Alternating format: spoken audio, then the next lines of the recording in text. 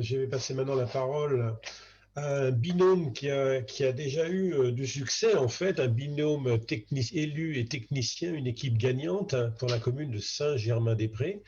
Donc, je donne la parole à Madame Catherine Corby, qui est donc maire adjointe à l'environnement, et à Monsieur Cédric Delandre, qui est responsable des espaces verts de cette petite commune. Donc, bonjour à tous. J'ai fait une petite transition par rapport effectivement à la présentation précédente.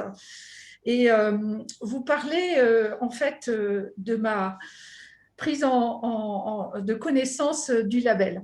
En juillet 2014, fraîchement élue, motivée, disponible, je fus désignée par l'équipe municipale pour accueillir les membres du jury départemental dans le cadre du concours des maisons fleuries. Je n'avais alors aucune idée de ce que signifiait être ou ne pas être un village fleuri. Et c'est donc la fleur aux dents qu'à cette occasion, j'ai accueilli les membres du jury.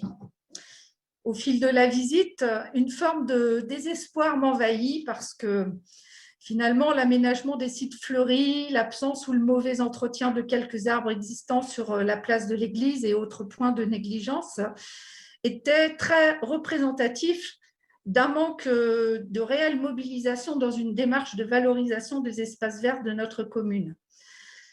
Pourtant, je dois dire que c'est avec une grande délicatesse, sous forme de conseils, que les membres du jury me firent part de ce qu'il conviendrait de faire pour que notre village puisse accéder au label Village Fleuri.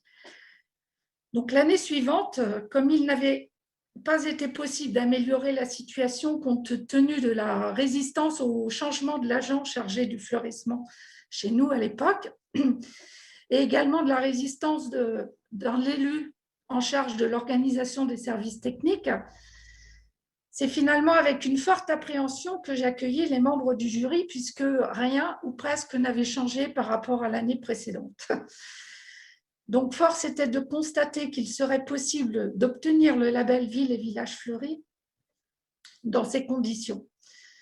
Donc, pour atteindre cet objectif, il devenait nécessaire de recruter un responsable de service ayant des compétences avérées pour mener à bien une stratégie qualitative et durable d'aménagement paysager et de fleurissement de la commune.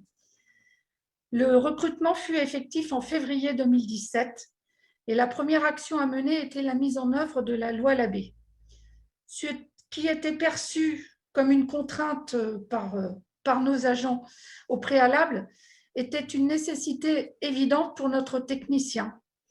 Et le guide commune du label Ville et Village Fleuris devint notre manuel de référence.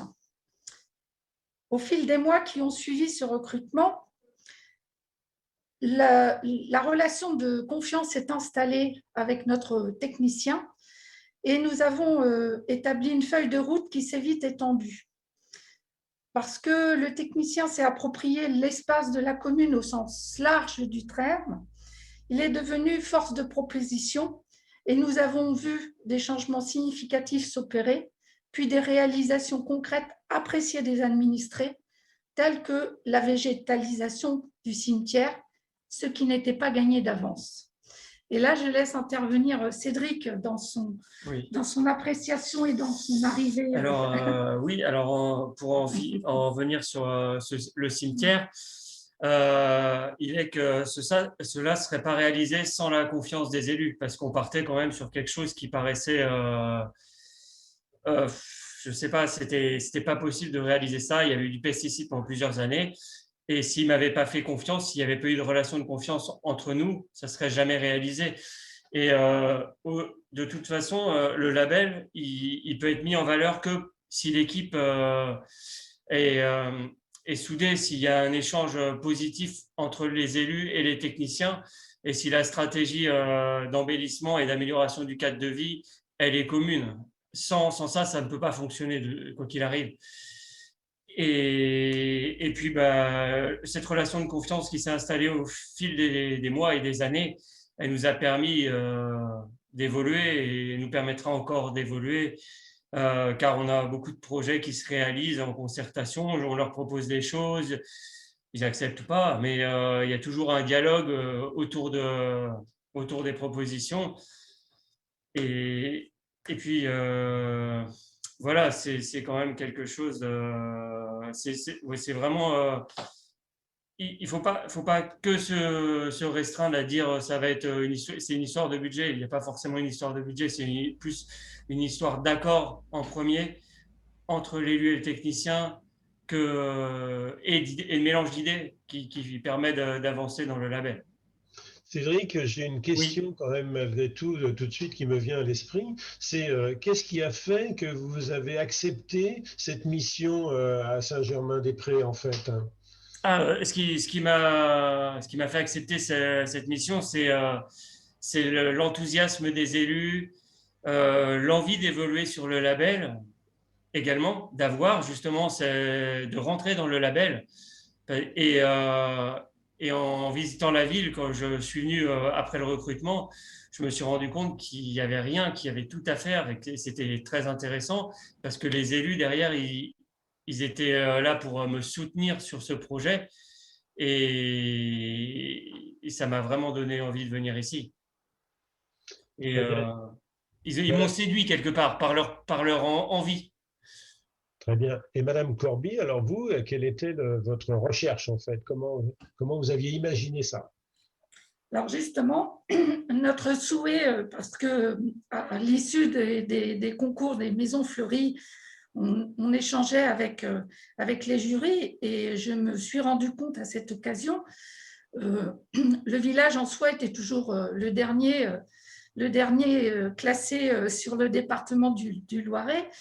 Et mon intérêt et mon enthousiasme justement dans la gestion des espaces verts avec la gestion dans son ensemble, parce que j'insiste pour dire qu'on va au-delà effectivement de ce qu'on avait prévu au départ, puisque maintenant on s'est aussi approprié la biodiversité de notre village et on collabore avec le Conservatoire des espaces naturels pour justement encadrer la gestion des prairies humides de la vallée de l'Ouane.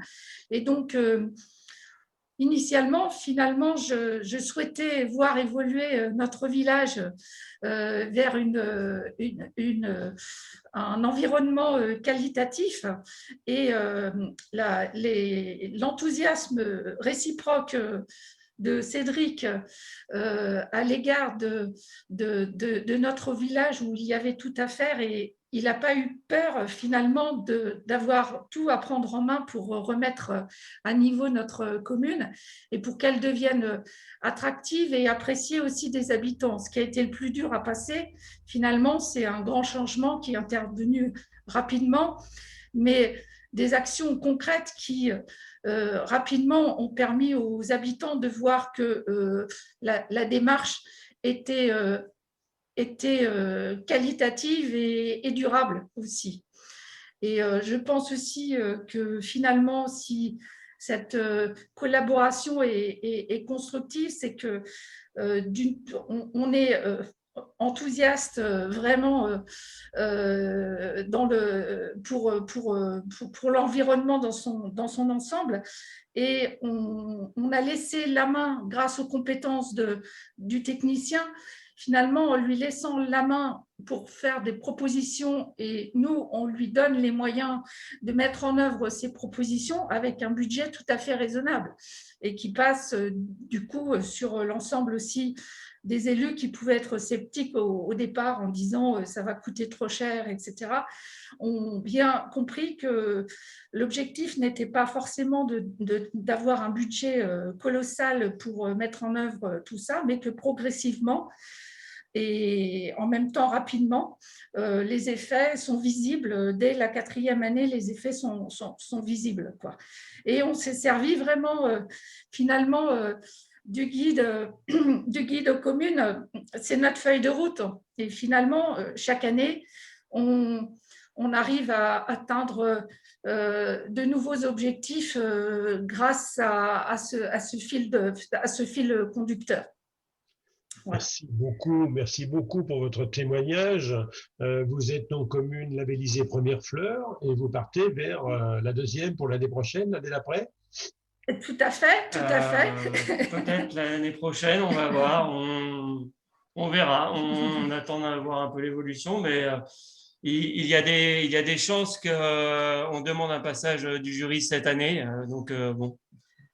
Très bien. Alors, ça veut dire, j'en profite d'ailleurs pour le préciser pour ceux qui nous écoutent, tout simplement que le passage du jury donc régional qui attribue une première fleur dans une commune, normalement, le passage suivant se passe 3 ans après. Mais la commune a la possibilité de demander le passage l'année suivante pour progresser plus vite dans le label. Parce qu'en fait, on hésite toujours à passer directement à 2 fleurs une commune, en fait, et il vaut mieux passer dans une progression raisonnable de la première à la deuxième, etc. Mais il arrive qu'on arrive dans des communes où finalement elles sont déjà au niveau 2 fleurs dès le départ, quoi, en fait. Hein. Elles se sont cachées jusqu'à cette date-là, et puis on passe et on se rend compte que le niveau est déjà atteint. En tout cas, merci beaucoup. Ça veut dire que je crois que pour tous nos auditeurs, le binôme, ce qu'on voulait faire ressortir de ce témoignage, c'est que le binôme élu et technicien est totalement indispensable pour que l'on puisse arriver à progresser dans le label. S'il n'y a pas la compétence, s'il n'y a pas la compétence des techniciens d'un côté et la volonté des élus, et donc ils vont aller et aider le technicien à aboutir dans ses projets, dans les projets qui seront validés par la commune, ça ne fonctionnera pas. Ça, on va en reparler déjà. Donc, la première question, c'était savoir la formation et le profil de poste quand vous avez été recruté à Saint-Germain-des-Prés. Ah, ça c'est... Je vais vous laisser répondre. En fait, on va y chercher un agent de maîtrise spécialisé en espace vert, avec de bonnes compétences sur les plantes, sur le végétal en général. Après, ils n'ont pas forcément tenu compte du salaire.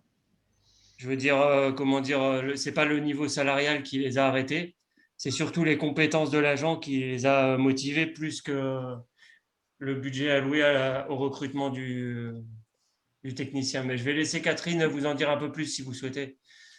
Et quelle est votre formation, Cédric? Moi, j'ai un bac en travaux paysagers, aménagement espace vert. D'accord, ok. Et vous étiez précédemment où? À Amilly. Amilly, d'accord, ok. J'étais responsable de secteur à Amilly. D'accord, très bien. Madame Corby, si vous voulez vous compléter.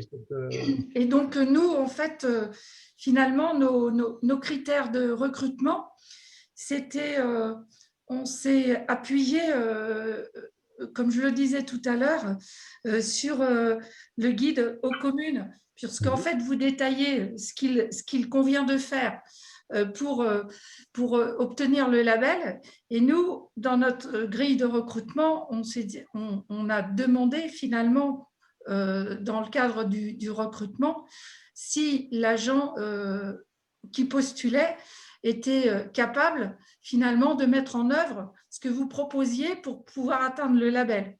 Donc, on s'est vraiment servi de cette grille de critères puisque en fait notre objectif à travers ce recrutement, c'était vraiment la mise en œuvre de la gestion des espaces de manière qualitative et durable pour obtenir un premier label qui était le panneau déjà dans un premier temps.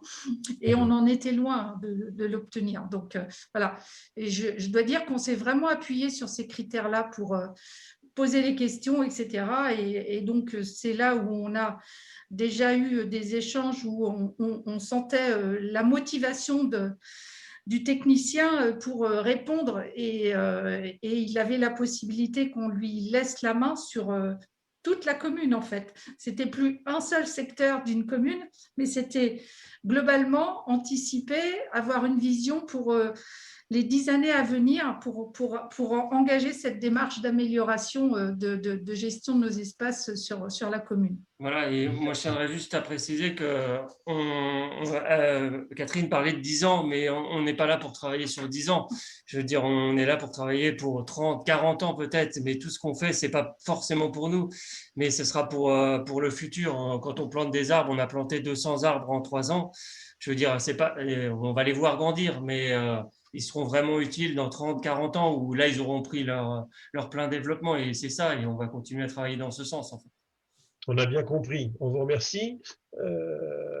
Toujours sur Marie. Saint-Germain-des-Prés, donc à un moment donné, vous avez parlé d'un budget raisonnable et du coup, la question c'est quel était le budget raisonnable pour Saint-Germain-des-Prés? Alors, ça dépend ce qu'on veut dans le budget. Si on veut le budget global juste pour les espaces verts, on va être entre 15 et 20 000 euros. Alors, qu'est-ce qui est compris dans ces 20 000 euros? Je compte que les fournitures, hein. Je compte pas le fonctionnement dedans, hein. Mais ça comprend tout ce qui est nécessaire pour l'entretien des sites, pour les plantations, les nouvelles plantations, les plantations d'annuels, de bisannuels, de bulbes, les arbres, enfin tout. D'accord. Toutes les fournitures. Ce dont on s'est rendu compte, c'est que les années précédentes, c'était le même budget qui était dépensé, puisqu'il y avait beaucoup de plantations en fait, d'annuels qui étaient systématiquement jetées, même les bulbes, tout ça s'était jeté. On avait strictement les mêmes dépenses pour aucun résultat, finalement. Et avec le même budget, avec en fait cette collaboration pertinente, chaque année, on a pu effectivement mettre en œuvre des actions. La première, ça a été effectivement de planter beaucoup d'arbres pour pouvoir effectivement prévoir par la suite tout ce qu'apporte un arbre dans une commune, et notamment dans cette situation de changement climatique. Donc, chaque année, nous avons reporté ce budget qui est quasiment à l'identique, et chaque année, nous apportons des investissements différents et durables, puisque là maintenant, c'est là où s'opère le grand changement, c'est que les investissements sont faits pour plusieurs années et non pas pour une année unique. Très bien. Merci. Voilà. Et du coup, la dernière question pour Saint-Germain-des-Prés, c'était qu'avez-vous fait pour la végétalisation du cimetière? Alors, pour la végétalisation du cimetière, en fait, je vais vous expliquer succinctement. À la base, ils plantaient que des annuels et des bisannuels. C'est-à-dire, au printemps, on plantait 1000 annuels, à l'automne, 1000 bisannuels, et c'était que ça, avec des bulbes. Quand je suis arrivé en 2017, on a décidé d'enlever toutes les annuelles et les bisannuels. On a gardé un petit massif d'accueil à l'entrée de 8-10 mètres carrés à peu près. Et on a changé toutes ces allées qui étaient en annuels et bisannuels. On est passé en vivaces, en arbustes et en arbres. Et on a rajouté des bulbes pendant l'été, qu'on laisse tous les ans maintenant. Et toutes les allées, depuis 2 ans maintenant, sont enherbées. Toutes les allées secondaires sont enherbées. Et au pied, les intertombes et au pied des tombes, tout a été planté en vivaces avec un paillage. Et donc, finalement, on s'y est retrouvé parce que en arrêtant les pesticides, ça demandait beaucoup de travail manuel. Et là, finalement, on n'a que de la tonte et un petit peu de désherbage des vivaces et de la taille, mais ça reste raisonnable. Pour implanter ces vivaces dans les cimetières avec pesticides depuis des années, vous avez retiré la terre, vous avez fait quoi exactement? Alors non, on n'a pas retiré la terre. On a apporté un amendement. On a choisi des variétés de vivaces qui étaient très résistantes à la sécheresse. Ouais. Et la première année, on s'en est bien occupé, bien arrosé. Et c'est bien parti. On n'a pas de problème avec ça. Très bien.